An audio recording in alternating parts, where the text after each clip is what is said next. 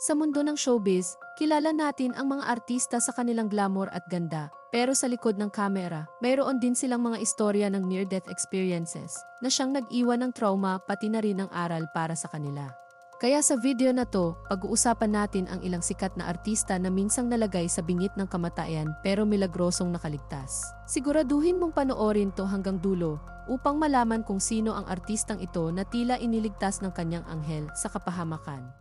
Ang pagkidnap at frustrated murder kay Pilar Pilaapil noong ika-14 ng Abril, 2011, isang nakakakilabot na insidente ang nangyari sa veteranang aktres na si Pilar Pilaapil. Habang nasa kanilang sasakyan, kasama ang kanyang distant relative na si Rosel Jaco Salem Peñas, pinasok sila ng dalawang armadong lalaki sa Marikina Riverbanks area, bandang alas 9:30 ng gabi. Pinilit ng mga suspect na sumakay sa likod ng sasakyan at tinutukan sila ng patalim.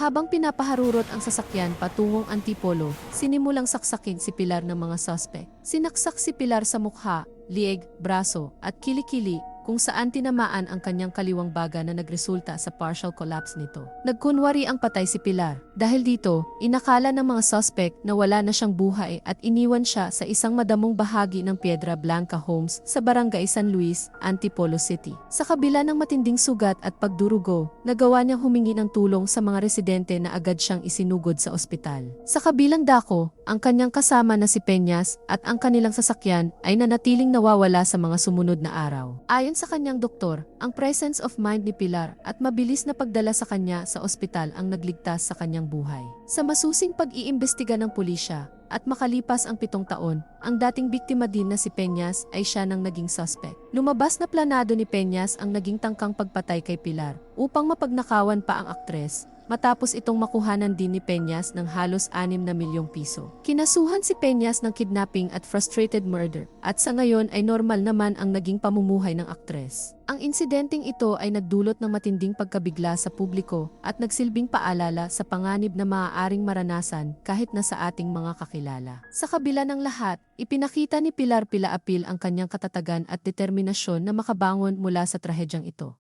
Minsan nang namatay at nabuhay muli. Ito naman ang kwento ni Rufa Gutierrez. Hindi lang minsan at hindi lang 2. 3 beses daw nawala ng hininga si Rufa. Noong 2016, dumaan si Rufa sa isang nakakagimbal na karanasan na muntik ng tuluyang ikawala ng kanyang buhay. Ayon sa kanyang ina na si Annabel Rama, 3 beses nawala ng malay at pulso si Rufa, at hindi na humihinga sa loob ng 5 hanggang 6 na minuto sa bawat pagkakataon. Isinugod siya sa ospital at sa awa ng Diyos, bumalik ang tibok ng kanyang puso. Para siyang binigyan ng second at third chance sa buhay. Ang mga insidenteng ito ay nagdulot ng matinding pag-aalala sa kanilang pamilya at mga tagahanga. Sa isang press conference para sa kanilang reality show na It Takes Guts to be Gutierrez, hindi napigilan ni Annabel ang kanyang emosyon habang ikinukwento ang nangyari sa kanyang anak. Ayon sa kanya, hindi niya alam kung anong klaseng karamdaman ang tumama kay Rufa at hindi rin ito maipaliwanag ng mga doktor. Ayon kay Rufa, parang lumilipad ang kaluluwa niya mula sa kanyang katawan. Ang pakiramdam daw ay parang nasa pagitan na siya ng langit at lupa. At ganitong-ganito rin ang kwento ng mga taong nakaranas ng near-death experience.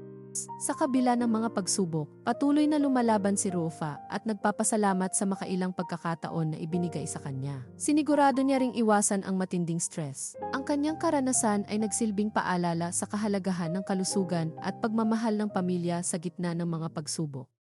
Kim Chiu, ang babaeng pinaulanan ng bala pero iniligtas ng kanyang anghel, noong ika-4 ng Marso, taong 2020, bandang alas 6 ng umaga, papunta lamang si Kim Chiu sa kanyang taping ng Love That Woman. Sakay ng kanyang van sa Katipunan Avenue at walang kamalay-malay sa mangyayari. Kasama ni Kim sa kanyang customized white van ang kanyang personal assistant at driver. Habang binabaybay nila ang Katipunan, biglang huminto sa tabi nila ang isang motorsiklo na maisakay na 2 lalaki.